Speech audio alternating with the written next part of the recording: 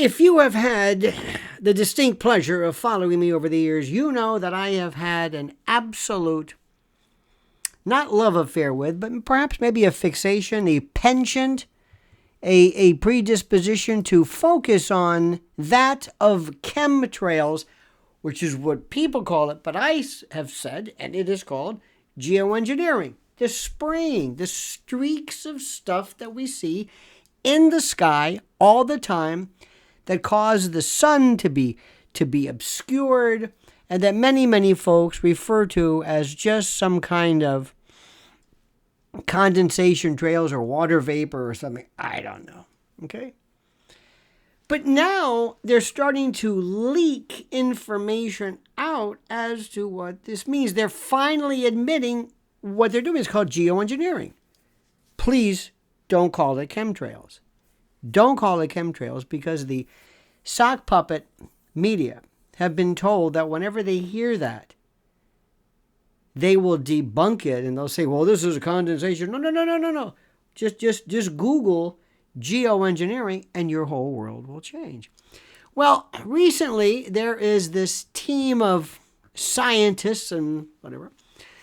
And this is according to some of the local kind of mainstream stuff, but they've recently conducted the country's inaugural, so to speak, outdoor experiment, which is aimed, they say, at combating global warming by enhancing cloud cover to reflect sunlight away from the Earth. Now, as you know, we have been talking about this. This is called solar radiation management or carbon dioxide removal, okay? And this experiment took place recently off of this retired aircraft carrier in Alameda, right near San Francisco Bay's eastern shore. And they utilize microscopic salt particles. Salt? What kind of salt? I mean, halogenated salt? Well, they don't go into detail. So the initiative is called CAARE, CAARE, for the Coastal Atmospheric Aerosol Research and Engagement. Coastal Atmospheric Aerosol Research and Engagement. And the project was led by the University of Washington, and the operation was, as you can imagine, shrouded in a degree of secrecy, primarily due to rational concerns about the potential opposition from many people.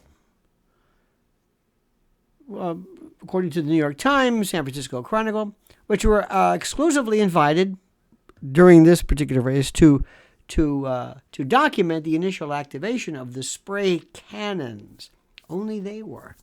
Because after all, if you want to document and to make sure that you are appearing above board, you want to make sure you invite these two leviathan of news organizations. In any event, despite the project's somewhat secretive nature, SilverLining, which is a pro-geoengineering research organization involved in the CARE project, SilverLining, emphasized their commitment to transparent, open, humble, and radically truthful scientific practices in this press statement. So the testing phase is scheduled to continue until the end of May at the USS Hornet Sea, Air, and Space Museum in Alameda, kind of similar to our Intrepid. And it emphasized their commitment to the transparency, blah, blah, blah. Okay. And they wanted, this is now, by the way, accessible for public viewing. However, the broader implications of this and the public's reception and understanding of this, of geoengineering efforts, remain, shall we say, uncertain, which is highlighted in many respects by the cancellation of a similar Harvard University project in Sweden due to resistance from indigenous communities. States, I believe Tennessee and others, are banning geoengineering. But this is different because the interesting aspect is going to be, well, what kind of geoengineering is this?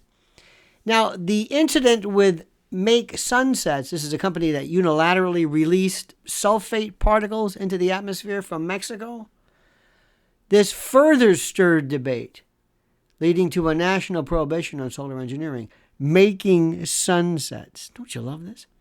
Now, amid growing interest and controversy in geoengineering research, there are, as you can imagine, calls for stricter regulations by entities such as NOAA and others. And the next phase of the University of Washington's project, it appears, sets to occur, often undisclosed peer, and is being closely monitored, as you can imagine, particularly regarding public engagement and inclusivity in the research project. So there you have it.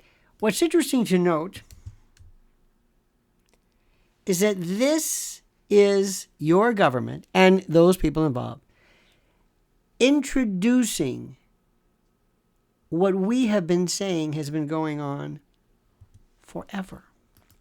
They are finally coming around to introducing and making you aware of behaviors, activities, projects, protocols, experimentation, and the like, atmospheric, stratospheric spraying, again, SRM, solar radiation management, carbon dioxide removal, which we have been talking about forever, and we have been called conspiracy theorists, even though we've seen these streaks across the sky that open up, apparently, and appear to blanket the sky and coat the sky in this kind of a gauze-like, hazy type of filter.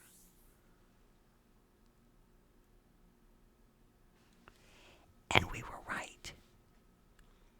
Geoengineeringwatch.org, the great Dane Wigington, and others have been talking about this. This is one of these things where it's like sometimes when you discover a band for the first time, you say, wow, I just discovered this guy, Thelonious Monk. You just found out? Yeah. Well, we're not trying to be like that. But once you are aware of this, you will ask yourself, you will say to yourself, my God, why didn't anyone know about this? Why didn't anyone say anything about it? Why couldn't they say anything about it? Do me a great big favor. If you like what I'm doing, and I know you do, make sure you subscribe to the channel. Hit that little bell so you're notified of live streams and new videos. And like the video, of course. And comment. Comment as you see fit.